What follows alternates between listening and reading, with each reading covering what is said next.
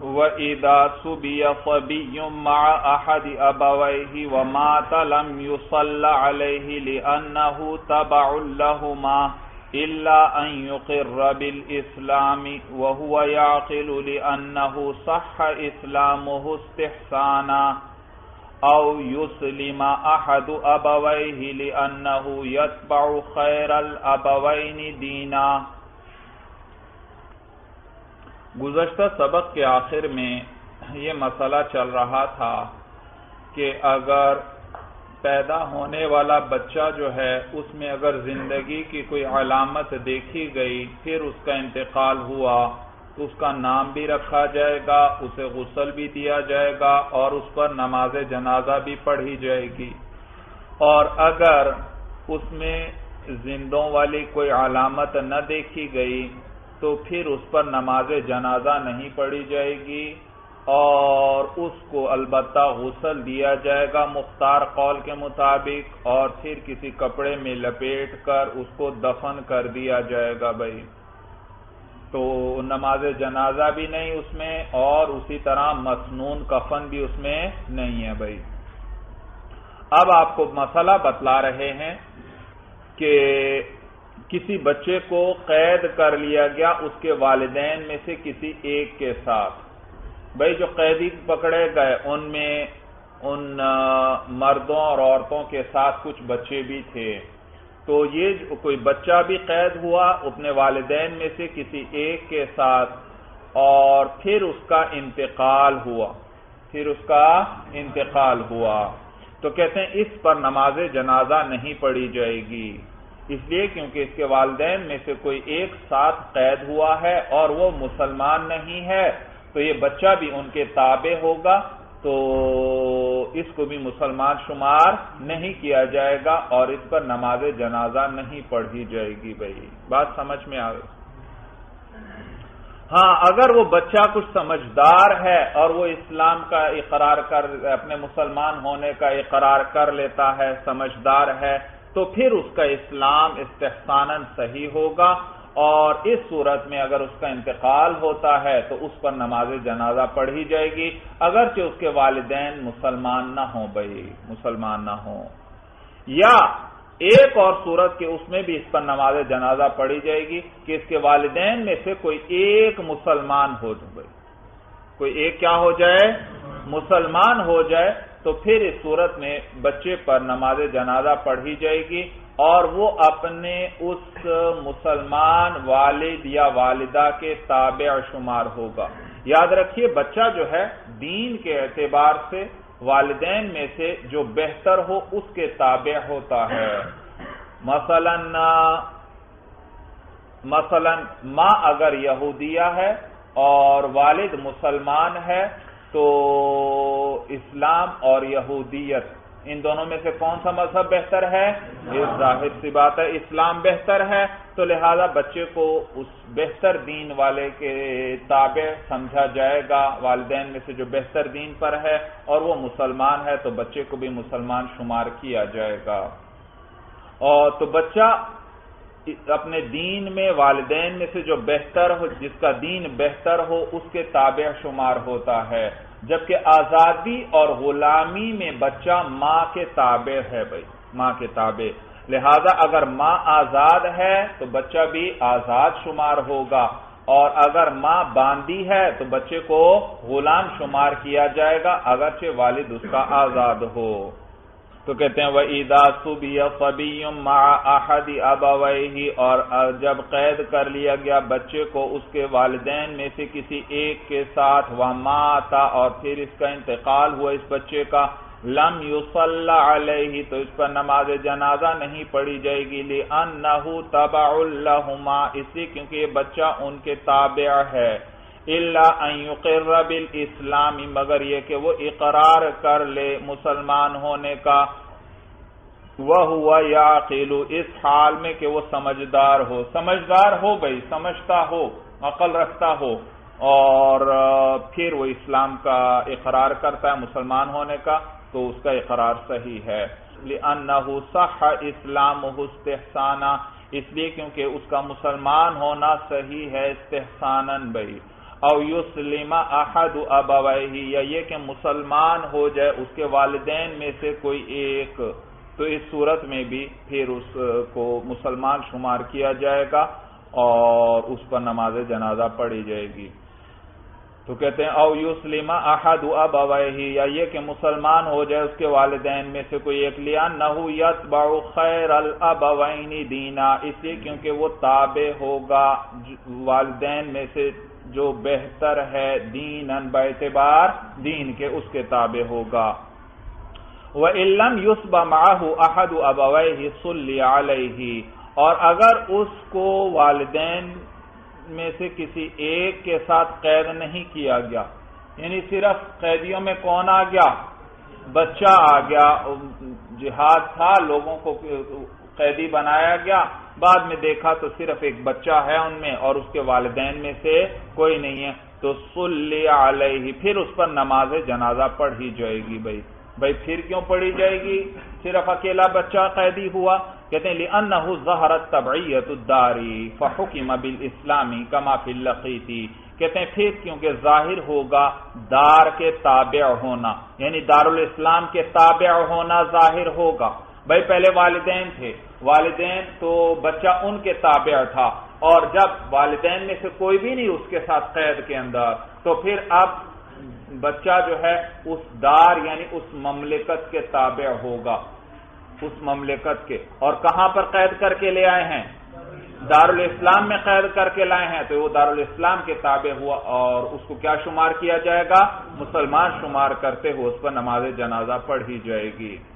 یہ معنی ہے لِأَنَّهُ ظَهَرَتْ تَبْعِيَّةُ الدَّارِ، اس لیے کیونکہ دار یعنی وطن کا تابع ہونا ظاہر ہوگا، فَحُكِمَ بِالْإِسْلَامِ، تو اس کے مسلمان ہونے کا حکم لگایا جائے گا، کما فی اللقیط، جیسے لقیط کے اندر ہے۔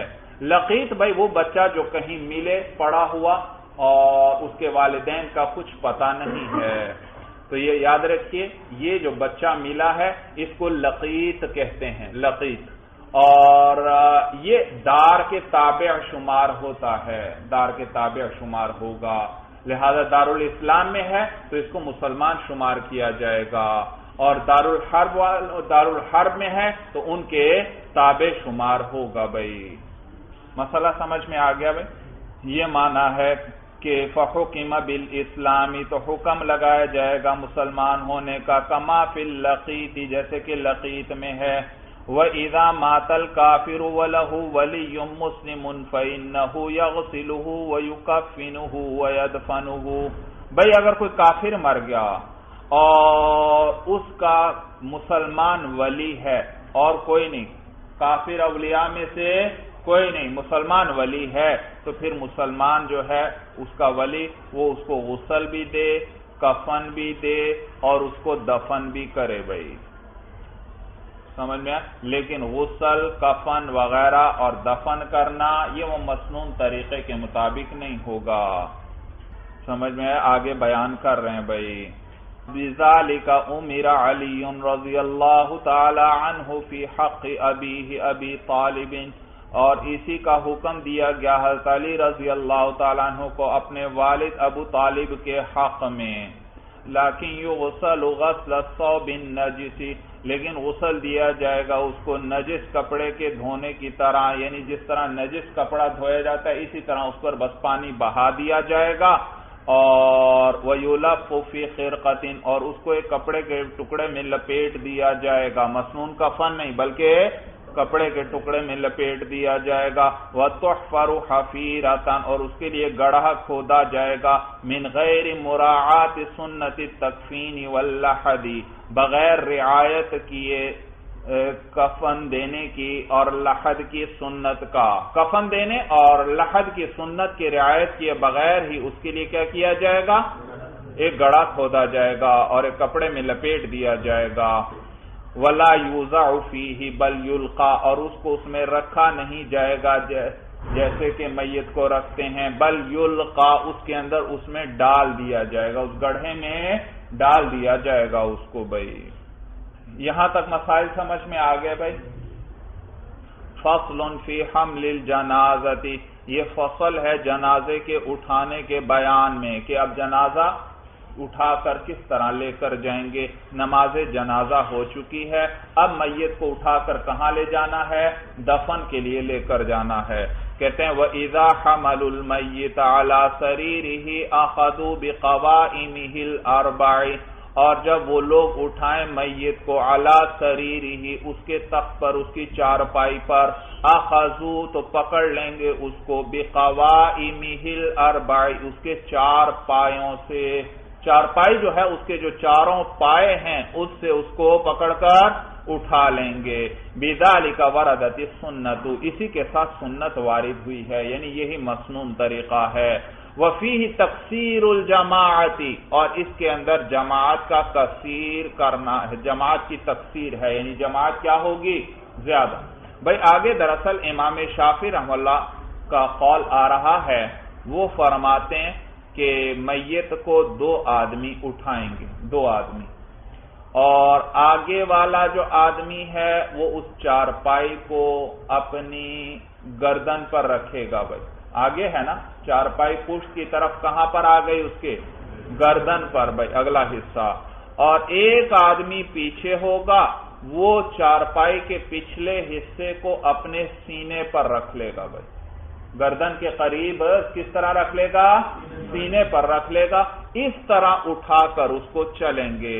جبکہ ہمارے نزدیک مسنون طریقہ یہ ہے کہ چارپائی کو 4 آدمی اٹھائیں گے، ہر پائے کو ایک ایک آدمی پکڑ کر اس کو اٹھا لے گا، اور اس میں تکثیر جماعت ہے، کیونکہ اٹھانے والے کتنے ہیں؟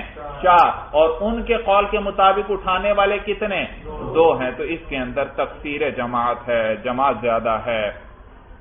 تو کہتے ہیں وفیہ تکثیر الجماعت، اس کے اندر جماعت کی تکثیر ہے، تو جماعت کو کثیر کرنا ہے۔ وزیادۃ الاکرام، اور زیادہ اکرام ہے، 2 کے اٹھانے میں وہ اکرام نہیں جتنا 4 کے اٹھانے میں اکرام زیادہ ہے، 4 کے اٹھانے میں، کیونکہ انہوں نے 4 کناروں سے، 4 پایوں سے پکڑ کر چارپائی کو اٹھایا، کسی بوجھ اور سامان کو جیسے اٹھایا جاتا ہے ایسے نہیں اٹھایا، بلکہ کس طرح اٹھایا؟ ہاں بوجھ ہو اس کو تو جیسے بھی اٹھا لیا جائے، لیکن یہاں کیا کیا جا رہا ہے؟ 4 پایوں کو ایک ایک آدمی پکڑ کر اٹھا رہا ہے، تو اس میں احترام زیادہ ہے۔ بھائی یہ معنی ہے کہ اس کے اندر وزیادۃ الاکرام، اکرام کی زیادتی ہے، احترام کی زیادتی ہے۔ والصیانۃ، اور نیز اس کے اندر حفاظت ہے، حفاظت بھائی کہ 2 اٹھاتے ہیں تو اس کے اندر اتنی حفاظت نہیں، خطرہ ہے پھر بھی گرنے کا، لیکن 4 اٹھائیں گے تو پھر میت کے گرنے کا خطرہ نہیں ہے۔ وقال شافعی رحمہ اللہ، اور امام شافعی رحمہ اللہ فرماتے ہیں السنت ان یحملها رجلان، کہ سنت یہ ہے کہ اس کو اٹھائیں گے رجلانی 2 آدمی، یضعها السابق على اصل عنقه، رکھے گا اس کو سابق یعنی مقدم جو آگے والا آدمی ہے وہ اس رکھے گا اس کو على اصل عنقه، کس پر؟ اپنی گردن کی جڑ پر۔ بھائی آگے ہے نا پچھلی پشت کی جانب اس کی گردن کی جڑ پر چارپائی کا اگلا حصہ آ جائے گا۔ والثانی علی صدرہ، اور دوسرا پیچھے والا آدمی اٹھائے گا چارپائی کو اپنے سینے پر۔ دلیل ان کی کہتے ہیں لأن جنازۃ سعد بن معاذ رضی اللہ تعالی عنہ ہکذا حملت، وہ فرماتے ہیں کیونکہ حضرت سعد بن معاذ رضی اللہ تعالیٰ عنہ جو ہیں، جو قبیلہ اوس کے سردار تھے، ان کا جنازہ اسی طرح اٹھایا گیا تھا۔ قلنا، ہم کہتے ہیں کان ذلک لازدحام الملائکۃ علیہ، کہ وہ ان پر ملائکہ کے ہجوم کی وجہ سے تھا۔ حضرت سعد بن معاذ رضی اللہ تعالیٰ عنہ جلیل القدر صحابی گزرے ہیں بھائی، اور یہ انصار کا قبیلہ اوس جو تھا اس کے سردار تھے بھائی، وہ اس کے سردار تھے، اور روایات میں آتا ہے کہ ان کے جنازے میں 70,000 فرشتے نازل ہوئے تھے بھائی، اور یہ وہ شخص ہیں کہ جب ان کا انتقال ہوا تو حضور علیہ السلام فرمانے لگے کہ سعد کی موت سے اللہ کا عرش بھی لرزنے لگا بھائی، اللہ کا عرش بھی لرزنے لگا۔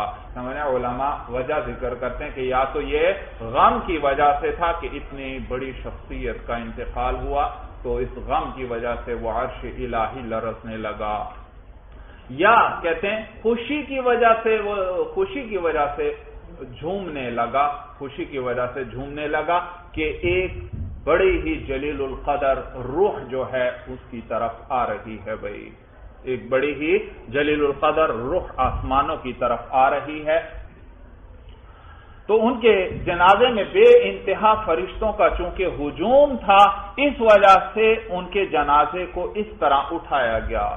جواب سمجھ میں آیا؟ ہم کیا کہتے ہیں کہ ان کے جنازے میں فرشتوں کا بے انتہا ہجوم تھا، اس لیے ان کے جنازے کو اس طرح اٹھایا گیا، حتیٰ کہ نبی کریم صلی اللہ علیہ وسلم یہاں جنازے میں اپنے پنجوں کے بل چل رہے تھے، پورا قدم زمین پر نہیں رکھ رہے تھے بلکہ جو پنجہ ہے اس کے بل زمین پر چل رہے تھے کہ فرشتوں کے بے انتہا ہجوم کی وجہ سے۔ تو کہ یہ معنی قلنا کان ذالک لازدحام الملائکۃ علیہ، تو ہم کہتے ہیں کہ وہ ان پر فرشتوں کے ہجوم کی وجہ سے تھا، اس لیے یوں اٹھایا گیا۔ وَيَمْشُونَ بِهِ مُسْرِعِينَ دُونَ الْخَبَبِ، اور چلیں گے اس کو میت کو لے کر مسرعین تیزی سے، جلدی سے، دون الخبب نہ کہ دوڑ کر۔ خبب کہتے ہیں دوڑ، ہلکی رفتار سے دوڑنا بھائی، دوڑتے ہوئے لے کر اس کو نہیں چلیں گے، تیزی سے تو چلیں گے لیکن دوڑ کر نہیں بھائی۔ لِأَنَّهُ صلی اللہ علیہ وسلم حین سئل عنہ قال ما دون الخبب، اس لیے کیونکہ حضور صلی اللہ علیہ وسلم سے جب پوچھا گیا اس کے بارے میں کہ میت کو لے کر کس طرح چلیں تو آپ فرمانے لگے ما دون الخبب، دوڑنے کے علاوہ، یعنی دوڑ کر نہ ہو بھائی۔ تو میت کو لے کر بھائی جلدی جلدی چلیں گے قبرستان کی طرف، قبرستان کی طرف، اور لیکن اتنی رفتار نہ ہو کہ میت ہی ہلنے لگے، سمجھ میں احترام کے ساتھ ہو، البتہ جلدی جلدی ہو۔ تو اس لیے کیونکہ اگر نیک آدمی ہے تو تاکہ اسے جلد سے جلد اس کے آخرت کے گھر تک پہنچا دیں، اور اللہ نے اس کے لیے جو انعامات تیار کر رکھے ہیں اس تک جلدی جلدی اس کو پہنچا دیں بھائی۔ اور اگر برا آدمی ہے تو پھر تاکہ جلدی سے جلدی اس بوجھ کو اپنے سروں سے اتار دیں بھائی۔ وَإِذَا بَلَغُوا إِلَىٰ قَبْرِهِ يُكْرَهُ أَن يَجْلِسُوا قَبْلَ أَن يُوزَعَ عَنْ أَعْنَاقِ الرِّجَالِ، اور جب پہنچ جائیں اس کی قبر تک تو مکروہ ہے کہ وہ لوگ بیٹھیں قبل اس کے کہ رکھا جائے اس کو لوگوں کی گردنوں سے۔ یاد رکھیے بھائی، جنازہ جب لے کر چلے اور قبرستان پہنچ گئے تو جنازے کے رکھنے سے پہلے لوگوں کا بیٹھنا مکروہ ہے بھائی، مکروہ ہے۔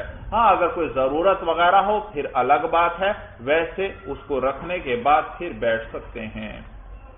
دلیل ذکر کر رہے ہیں کہ کیا وجہ ہے اس کی، کہتے ہیں لِأَنَّهُ قَدْ تَقَعُ الْحَاجَةُ إِلَى التَّعَاوُنِ، اس لیے کیونکہ کبھی کبھار ضرورت پیش آ جاتی ہے إِلَى التَّعَاوُنِ، ایک دوسرے کی مدد کی، جنازے کو اتارتے ہوئے بعض اوقات ایک دوسرے کی مدد کی ضرورت پڑتی ہے۔ وَالْقِيَامُ أَمْكَنُ مِنْهُ، اور قیام وہ زیادہ قادر ہے اس پر، مِنْهُ من الجلوس، کس کے مقابلے میں؟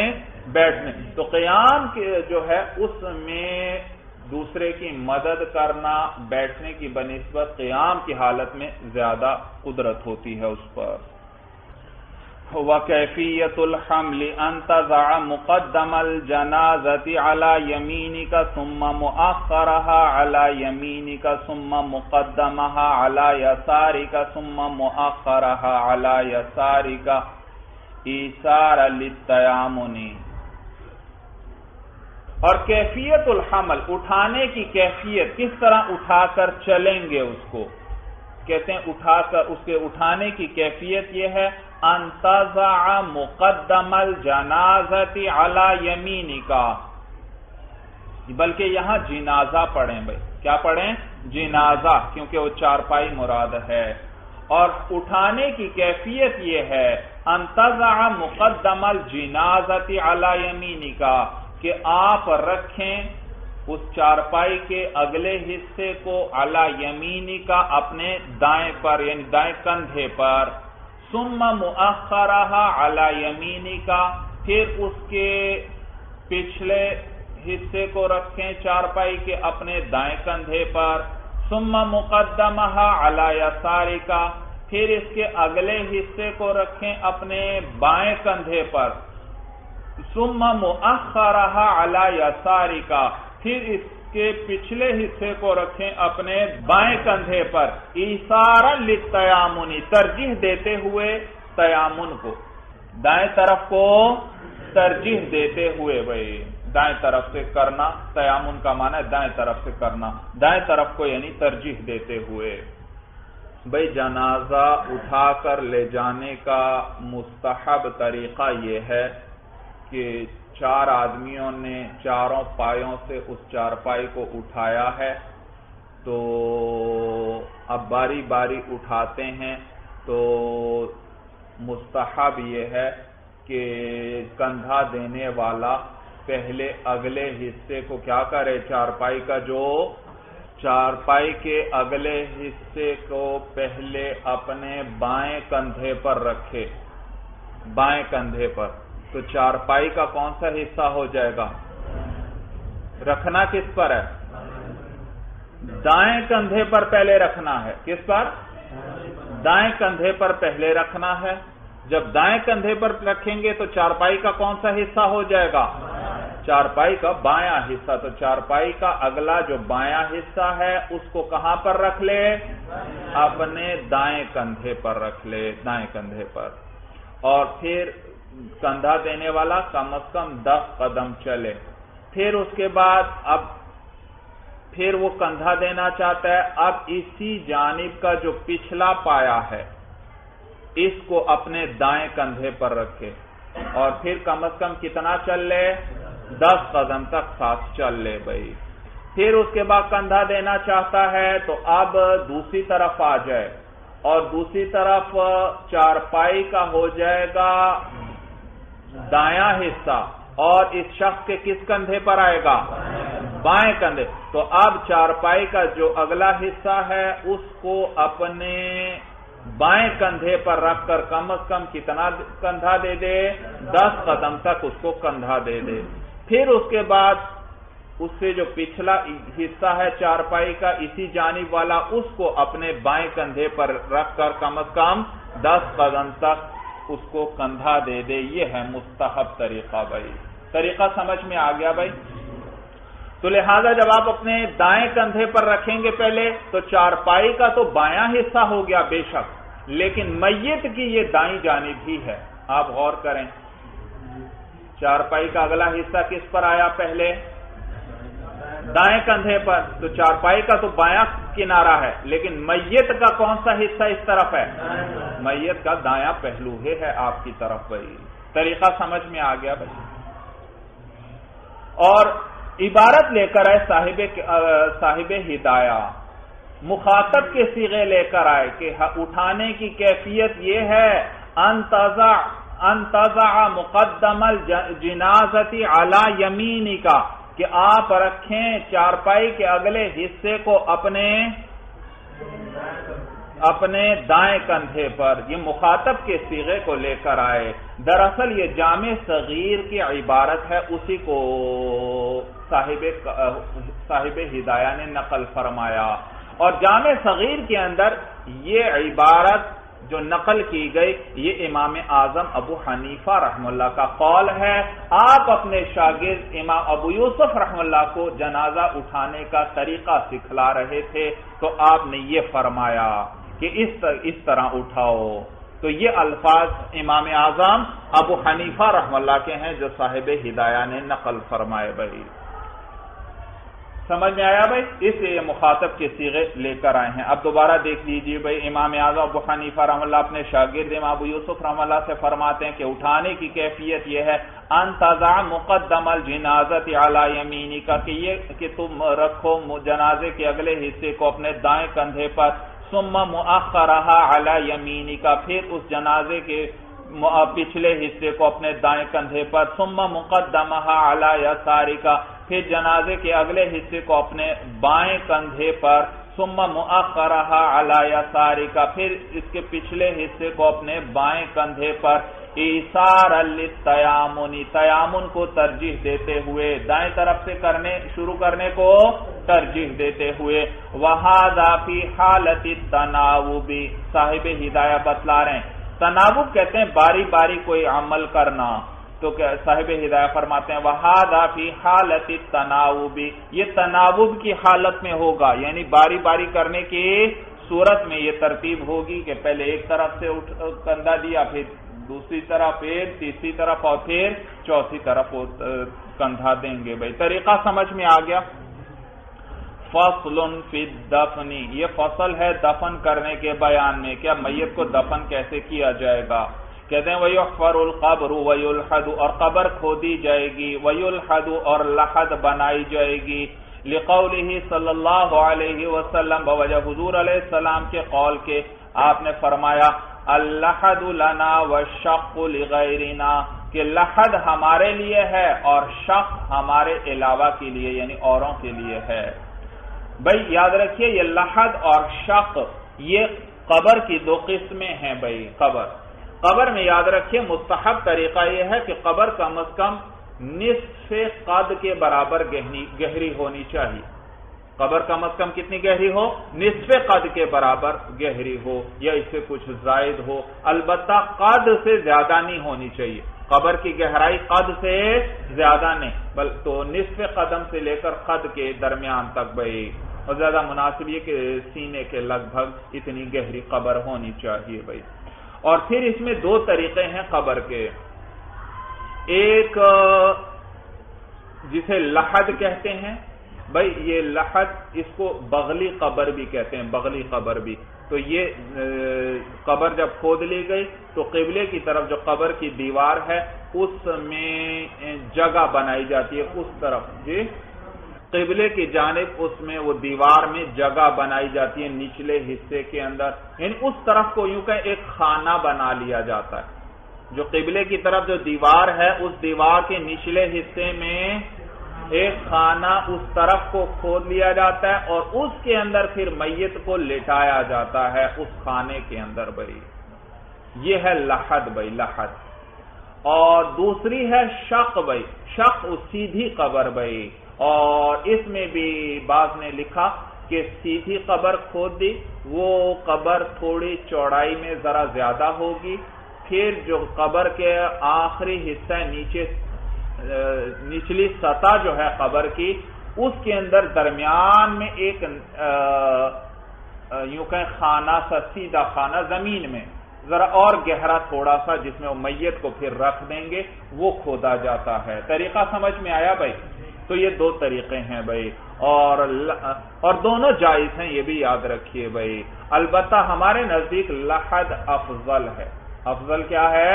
لحد بنائی جائے، بغلی قبر بنائی جائے، یعنی قبلے کی طرف پھر نیچے دیوار میں وہ خانہ بنا کر اس میں میت کو لٹایا جائے، اور میت کو لٹاتے ہوئے یہ بھی یاد رکھیں اس کو قبلہ رخ کر دینا چاہیے بھائی، اور وہ کفن پر جو گرہیں وغیرہ باندھی گئی تھی تاکہ کہیں کفن نہ کھل جائے، ان گروں کو اب کھول دیا جائے کیونکہ اب ان کے کفن کے منتشر ہونے کا خطرہ نہیں ہے بھائی، تو لہذا افضل ہمارے نزدیک لحد ہے۔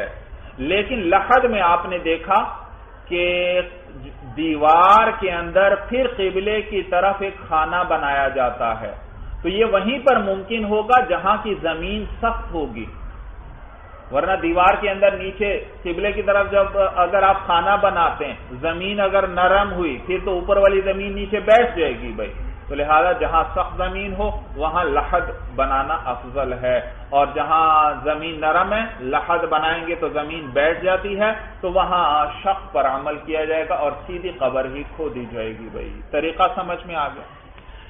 یہ معنی وَيُحْفَرُ الْقَبْرُ وَيُلْحَدُ، اور قبر کھودی جائے گی اور لحد بنائی جائے گی، لِقَوْلِهِ صلی اللہ علیہ وسلم، بوجہ حضور علیہ السلام کے اس قول کی کہ اللحد لنا والشق لغیرنا، کہ لحد ہمارے لیے ہے اور شق ہمارے علاوہ کے لیے، وَيُدْخَلُ الْمَيِّتُ مِمَّا يَلِي الْقِبْلَةَ، اور داخل کی جائے گی میت اس جانب سے جو قبلے کی طرف ہے، قبلے کے ساتھ ملی ہوئی ہے، یعنی قبلے کی طرف ہے۔ اب بھائی میت کو قبر میں اتارنا ہے تو یاد رکھیے، اب وہ چارپائی جو ہے میت کی اس کو قبلے کی جانب لے آئیں گے۔ قبلے مثلا دیکھیے یہاں پر قبلہ ہے مغرب کی جانب، تو قبر کو اب شمالن جنوبن کھودا جائے گا، قبر شمالن جنوبن کھودی جائے گی تاکہ جب اندر میت کو پہلو پر لٹائیں تو اس کا رخ کس طرف ہو جائے، قبلے کی طرف ہو جائے۔ تو اب جب میت کو قبر میں اتارنے لگے وہ چارپائی قبلے والی جانب لے آئیں گے اور پھر اس طرف سے میت کو قبر میں اتارا جائے گا، بھائی قبر میں اتارا جائے گا۔ تو یہ ہمارے نزدیک، جبکہ خلاف لشافعی رحمہ اللہ، بخلاف امام شافعی رحمہ اللہ کے فإن عنده يصل صلا، کیونکہ ان کے نزدیک جو ہے یصل صلا میت کو کھینچا جائے گا، کھینچ کر قبر میں لائیں گے۔ ان کے نزدیک مسنون طریقہ یہ ہے۔ ہمارے نزدیک کیا مسنون طریقہ ہوا؟ چارپائی قبلے کی طرف لے آئے، پھر چارپائی سے میت کو اٹھایا اور جو قبر میں اتار رہے ہیں وہ اس کو پھر قبر میں رکھ دیں گے نیچے۔ جبکہ ان کے نزدیک مسنون طریقہ یہ ہے کہ چارپائی جو ہے وہ پاؤں کی جانب لے آئیں گے۔ کس جانب؟ پاؤں کی جانب، اور پاؤں کی جانب بھی اس طریقے سے لانی ہے کہ میت کا سر قبر کی طرف ہے اور پاؤں دوسری جانب کو ہیں۔ مثلا دیکھیے قبر ہے شمالن جنوبن، ذہن میں صورت بنا لی بھائی، قبر ہے شمالن جنوبن اور میت کو اب کس طرف لے آئے؟ پاؤں کی جانب، اس کا سر کس طرف ہے؟ قبر کی طرف ہے، یعنی یوں کہیں سر اس کا پاؤں والی طرف ہے اور پاؤں دوسری آگے کی طرف نکلے ہوئے ہیں۔ اب یہاں سے میت کو اس چارپائی سے یوں کھینچ کر اٹھا کر قبر کے اندر رکھ دیا جائے گا بھائی۔ تو ہمارے نزدیک قبلے کی طرف لائیں گے اور چارپائی سے اٹھا کر میت کو قبر میں لے جائیں گے، جبکہ ان کے نزدیک اٹھا کر لے جانے کا مسنون طریقہ کیا ہے کہ چارپائی کا سر آ گیا اس قبر کے پاؤں کی طرف اور وہاں سے پھر میت کو چارپائی سے کیسے اٹھائیں گے کہ اس کے سر والے حصے کو پکڑیں گے اور کھینچتے ہوئے قبر کی طرف لے جائیں گے۔ وہ سمجھ؟ تو یہ ذہن میں یہ نہ سوچیں کھینچ رہے ہیں توہین وغیرہ والی، تو نہیں، ان کے نزدیک مسنون طریقہ یہ ہے، جیسے وہ فرماتے ہیں کہ حضور علیہ السلام کو اس طرح قبر میں اتارا گیا تھا اور آپ کو حضور علیہ السلام کو 4 افراد نے قبر میں اتارا تھا، لیکن اس طریقے سے اتارا تھا، چارپائی سے، یعنی یوں اٹھایا تھا، چارپائی سے یوں اٹھایا تھا کہ سر کی جانب سے حضور علیہ السلام کے جسم مبارک کو پکڑا گیا اور پھر اندر کی طرف اس کو لے آئے۔ تو یہ نہیں کہ اس میں وہ کھینچنا ہی ہے، یعنی اس طریقے سے ان کو اٹھا کر اندر میت میں قبر میں لے آئے۔ طریقہ سمجھ میں آ گیا بھائی؟ اس طریقے سے اٹھا کر لے آئے، تو لہذا ان کے نزدیک یہ مسنون ہے۔ یہ معنی خلافاً لشافعی رحمہ اللہ، بخلاف امام شافعی رحمہ اللہ کے فإن عنده يصل صلا، ان کے نزدیک جو ہے اس کو کھینچا جائے گا، لما روی انہ صلی اللہ علیہ وسلم صلی صلا، بوجہ اس حدیث کی جس کو روایت کیا گیا کہ حضور علیہ السلام کو اس طریقے پر قبر میں اتارا گیا۔ ولنا، اور ہماری دلیل یہ ہے کہ ان جانب القبلۃ معظم فیستحب الادخال منه، کہ قبلے کی جانب معظم و محترم ہے تو مستحب ہے اس جانب سے میت کو داخل کرنا۔ اور باقی آپ نے دلیل میں کیا ذکر کیا کہ حضور علیہ السلام کو اس طریقے سے قبر میں اتارا گیا تھا، تو ہم کہتے ہیں وَاضْطَرَبَتِ الرِّوَایَاتُ فِي إِدْخَالِ النَّبِيِّ صلی اللہ علیہ وسلم، حضور علیہ السلام کو قبر میں داخل کرنے کے بارے میں روایات مضطرب ہیں، یعنی مختلف ہیں، بعض روایات میں کسی طرح ذکر ہے اور بعض روایات میں کسی طرح ذکر ہے، لہذا ان کو دلیل نہیں بنایا جا سکتا، کیونکہ کوئی ایک طریقہ ذکر نہیں ہے، اگر ایک ہوتا تو پھر پھر تو اس کو آپ دلیل بنا سکتے تھے، لیکن وہاں روایات میں اضطراب ہے بھائی. دونوں طریقے سمجھ میں آ گئے بھائی. فَإِذَا وُضِعَ فِي لَحْدِهِ يَقُولُ وَاضِعُهُ بِسْمِ اللَّهِ وَعَلَى مِلَّةِ رَسُولِ اللَّهِ. پس جب اس میت کو قبر میں رکھا جائے تو یقول واضعوہ، تو اس کو رکھنے والا یہ کہے بسم اللہ وعلی ملت رسول اللہ. اس میت کو قبر میں رکھنے والا اس موقع پر کیا کہے؟ بسم اللہ وعلی ملت رسول اللہ. کذا قالہ رسول اللہ صلی اللہ علیہ وسلم حین وضع ابا دجانۃ فی القبر. اسی طرح حضور علیہ السلام نے فرمایا جس وقت کہ آپ نے رکھا ابو دجانہ کو فی القبر، قبر میں. ابو دجانہ رضی اللہ تعالی عنہ کو جب حضور علیہ السلام نے قبر میں اتارا اور قبر میں رکھا تو آپ نے اسی طرح فرمایا بھائی. صاحب ہدایہ نے یہاں ابو دجانہ صحابی کا نام ذکر کیا کہ ان کو اس طرح قبر میں اتارتے وقت حضور علیہ السلام نے اس طرح فرمایا. معلوم ہوا حضور علیہ السلام ان کو قبر میں اتارنے والوں میں شامل تھے، اور آپ نے ان کو رکھنے کے بعد پھر بسم اللہ وعلی ملت رسول اللہ فرمایا. تو صاحب ہدایہ نے ابو دجانہ نام ذکر کیا، اور شارحین یہاں فرماتے ہیں کہ یہ ابو دجانہ نہیں بلکہ یہ حضرت ذوالبجادین رضی اللہ تعالی عنہ تھے بھائی. کون تھے؟ ذوالبجادین. بجادین با کے کسرہ کے ساتھ ہے، جیسا کہ علامہ عینی نے بنایا کے اندر ذکر فرمایا ہے. ذوالبجادین با کے نیچے کسرہ ہے بھائی. دراصل یہ بعض کتابوں کے اندر بعض علماء سے یہ غلطی ہوئی اور انہوں نے کیا درج کر دیا؟ ابو دجانہ انہوں نے لکھ دیا، کیونکہ نام بہرحال کچھ قریب قریب ہیں، دونوں میں جیم بھی آ رہا ہے، دال بھی آ رہا ہے، قریب قریب تھے، تو بعض سے یہ غلطی ہوئی. انہوں نے اپنی کتابوں میں ابو دجانہ ذکر کیا، اور صاحب ہدایہ نے بھی ان سے اخذ کرتے ہوئے ان کے قول پر اعتماد کرتے ہوئے کیا ذکر کر دیا؟ ابو دجانہ. ورنہ صحیح یہ ہے کہ یہ حضرت ذوالبجادین رضی اللہ تعالیٰ عنہ تھے، جبکہ ابو دجانہ رضی اللہ تعالیٰ عنہ ان کا تو انتقال حضرت صدیق اکبر رضی اللہ تعالیٰ عنہ کی خلافت میں ہوا، ان کے زمانے میں ہوا. وَيُوَجِّهُ إِلَى الْقِبْلَةِ، اور اس کو متوجہ کر دے قبلے کی طرف. بھئی میت کو قبر میں رکھنے کے بعد اس کو قبلہ رخ کر دینا چاہیے کہ اس کا رخ کس طرف ہو جائے؟ قبلے کی طرف ہو جائے.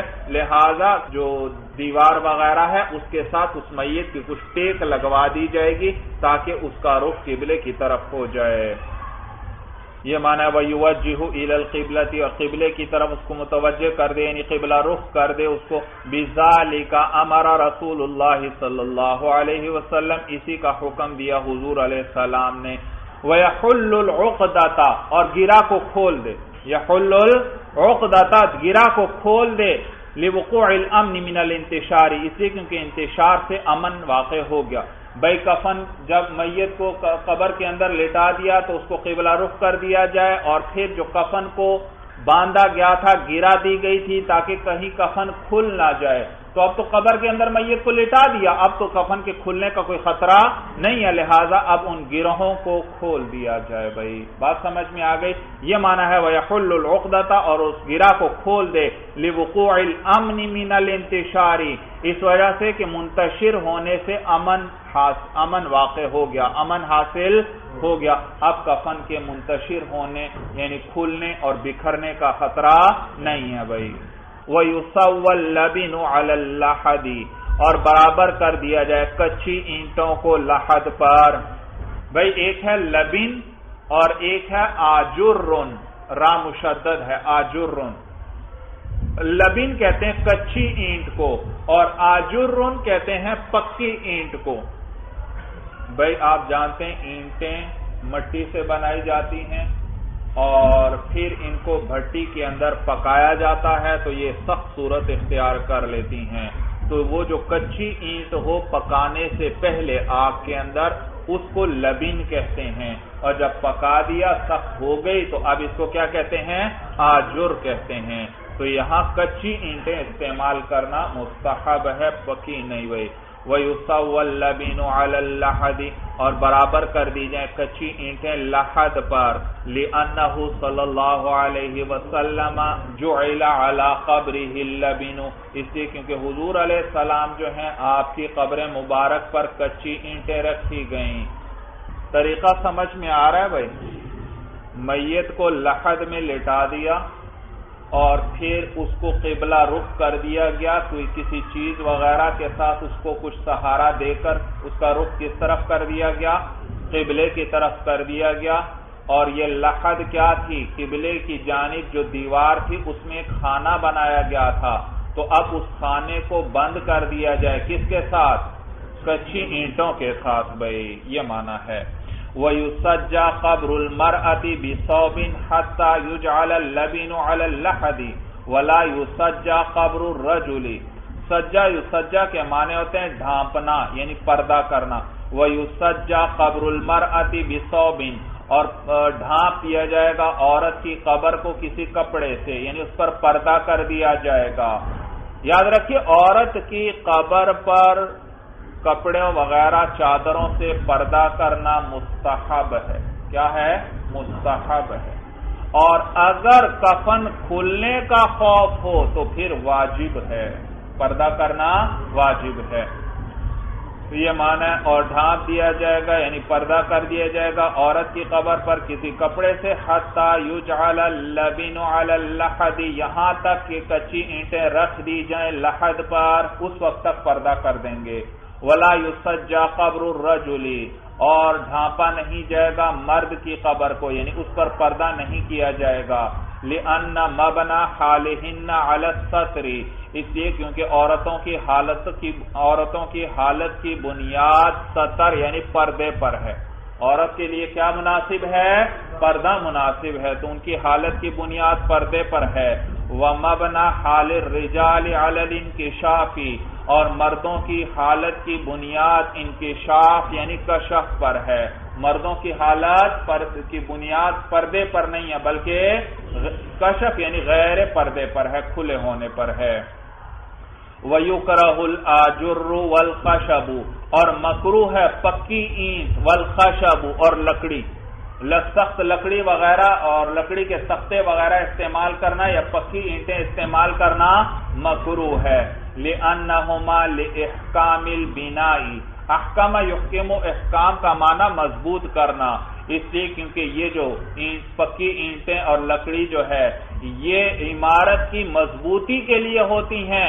وَالْقَبْرُ مَوْضِعُ الْبِلَا، باقی کسرہ کے ساتھ، وَالْقَبْرُ مَوْضِعُ الْبِلَا اور قبر تو گلنے کی جگہ ہے، بوسیدہ ہونے کی جگہ ہے، تو لہذا وہ یہاں پر مکروہ ہیں۔ ہاں اگر ضرورت ہو تو پھر جائز ہے، ضرورت ہو تو جائز ہے، تو ضرورت کی بنا پر مثلا وہ زمین جو ہے نرم وغیرہ ہے یا کوئی ایسی مجبوری آ گئی تو پھر جائز ہے۔ ثم بالآجر اثر النار فیکرہ تفاؤلا، پھر جو پکی اینٹ جو ہے اس پہ آگ کا اثر ہوتا ہے۔ اینٹ پکتی کیسے ہے؟ اس کو کس پر پکاتے ہیں؟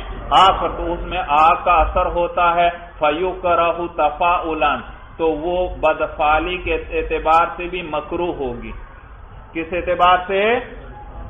بدفعلی کے اعتبار سے مکروہ ہوگی۔ کوئی شخص اس سے بدفعلی مراد لے گا کہ اس شخص کی قبر پر کس طرح کی اینٹیں لگائی گئیں؟ وہ اینٹیں جو آگ پر پکائی گئی تھیں۔ سمجھ میں آیا بھائی؟ تو بدفعلی کوئی لے گا کہ آگ والی چیز اس کی قبر میں آ گئی۔ وَلَا بَأْسَ بِالْقَصَبِ اور کانے میں کوئی حرج نہیں۔ قصب کہتے ہیں کانا، نرکل بھائی، نرکل بھائی وہ جو کاتب جس سے قلم بناتے ہیں اور اس سے لکھتے ہیں، نہیں اسی کی وہ بناتے ہیں بھائی وہ پردے کے لیے، ہاں چک وغیرہ، چک بھی اسی کی بنتی ہے، اس کو نرکل بھی کہتے ہیں اور کانا بھی۔ تو کہتے ہیں کانوں کے اندر کوئی حرج نہیں، یعنی وہ قبر پر لگا سکتے ہیں، وہ قبر کے اندر۔ وفی الجامع الصغیر اور جامع صغیر کے اندر ہے، جامع صغیر میں یہ لکھا ہے کہ وہ یستحب اللبن والقصب، لبن اور یعنی کچی اینٹ اور یہ نرکل جو ہیں یہ مستحب ہیں. یہ کیا ہیں؟ مستحب ہیں. صاحب قدوری نے تو فرمایا تھا کانوں میں یعنی نرکل میں کوئی حرج نہیں ہے، لیکن جامع صغیر میں آیا کہ کانوں کا لگانا مستحب ہے.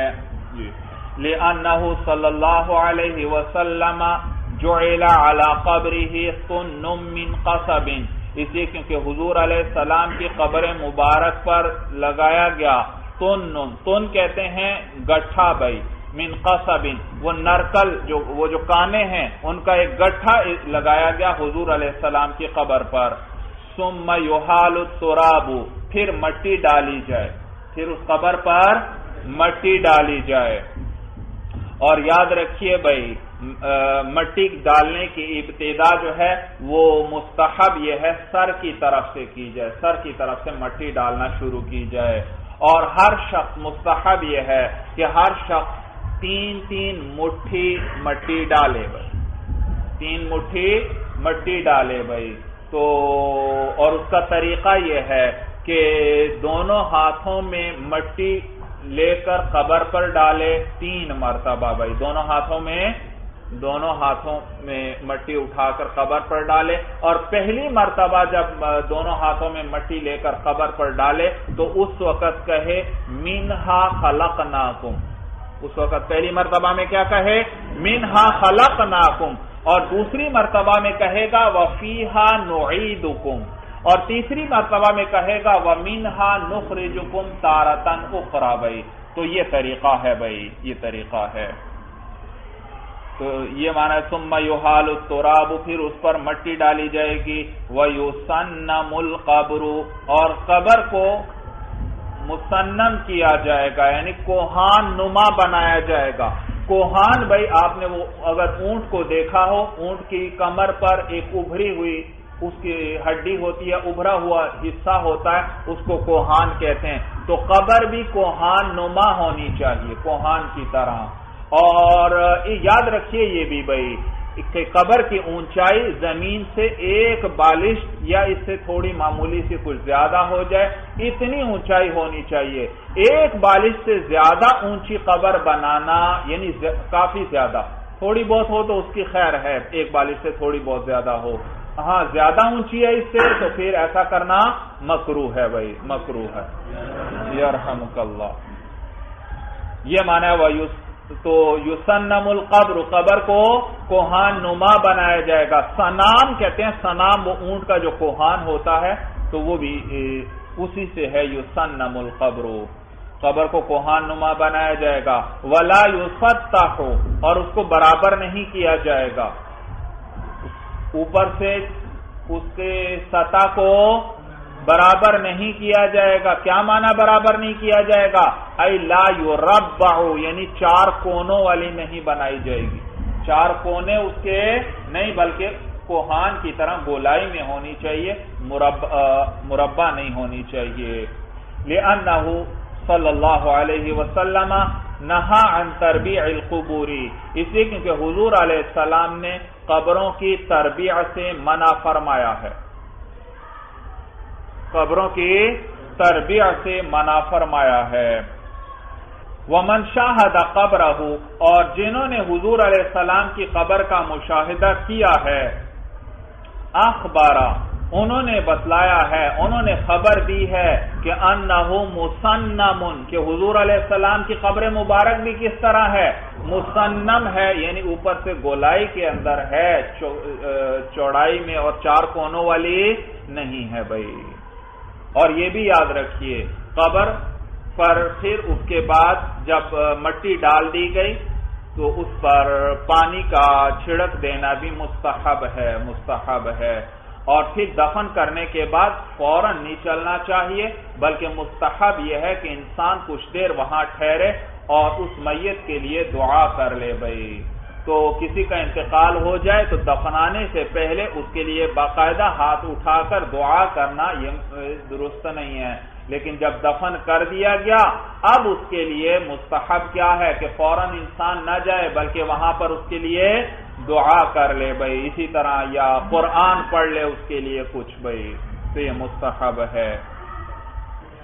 اچھا یاد رکھیے بھائی، میت کو تابوت کے اندر دفن کرنا بھی صحیح ہے بھائی، چاہے لکڑی کا تابوت ہو، چاہے لوہے کا ہو، چاہے پتھر وغیرہ جس چیز کا بھی تابوت ہو اس میں بھی دفن کرنا جائز ہے، لیکن اس کے اندر پھر بہتر یہ ہے کہ اس تابوت کے اندر کچھ مٹی بچھا دی جائے بھائی، پھر اس پر کیا کر دیا جائے، میت کو رکھا جائے بھائی تابوت کے اندر۔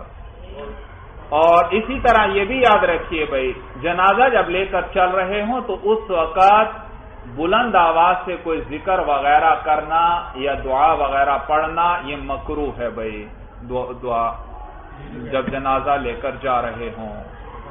چلیے بس بھائی، ھذا ھو المرام، اللہ اعلم بحقیقت الکلام۔